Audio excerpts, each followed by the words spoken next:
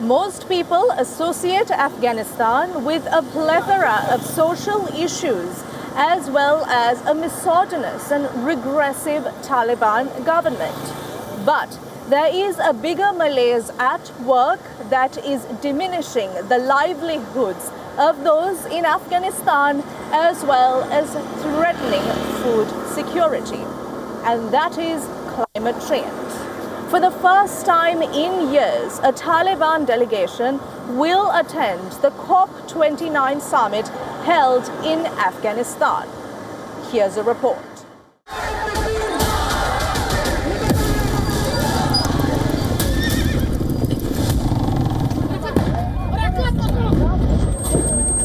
Images so often repeated of what is projected to the world as the most ruthless, ferocious, hateful force on the planet.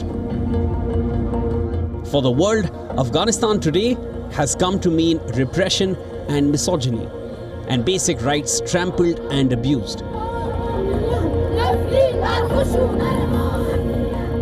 Most surveys on most paradigms rank Afghanistan at the bottom of the list. But there is a realization too, that perhaps the source of all the misery lies elsewhere.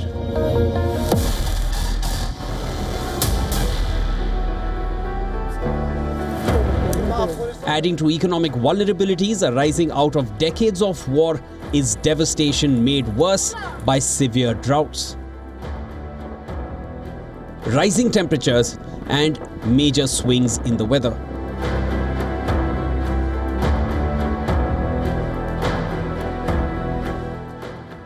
Recent assessments rank Afghanistan the 6th most climate vulnerable country in the world. Desertification has affected more than 75% of the total land areas in the country's northern, western, and southern regions. Mountains are now dry and bare, and medicinal trees and plants that grew there are virtually extinct. Water sources from melting ice in the mountains have dried up along with vegetation. At least 60% of the population is dependent on rain-fed agriculture, but big shifts in rain and snow patterns are hitting livelihood practices. 25 of Afghanistan's 34 regions are hit by severe drought conditions, affecting more than 50% of the people living there. It is with all this in mind that an Afghan delegation has gone to the COP29 in Baku. The Taliban team has got observer status at the meet. The Taliban remains a pariah globally, with no diplomatic relations with any country, but that doesn't take away from the scale of the climate challenges and realities faced. At least there's a realization that the malice needs treatment.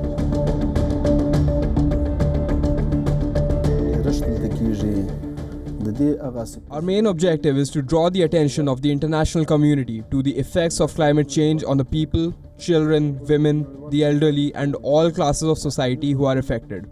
We therefore ask the international community to engage with us on this issue on the basis of interaction and political affairs.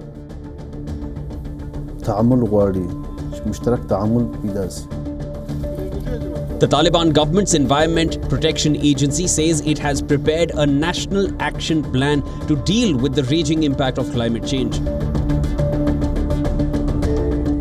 There's big focus on updating climate goals in the next few months.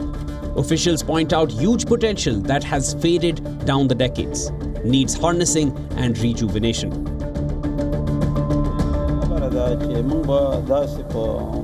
We have a huge capacity of utilization of solar energy, and we are working on it in Srubi.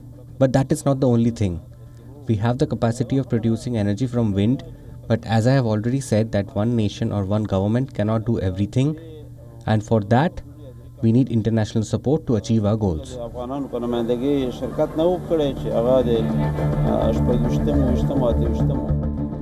In this abyss, so many ills have come to become interrelated. Climate change that degrades the soil, that depletes crop production and hits livestock and forces people and groups to adopt negative coping strategies such as child marriage and child labor. That gives rise to a host of other evils, leads to internal and external migration.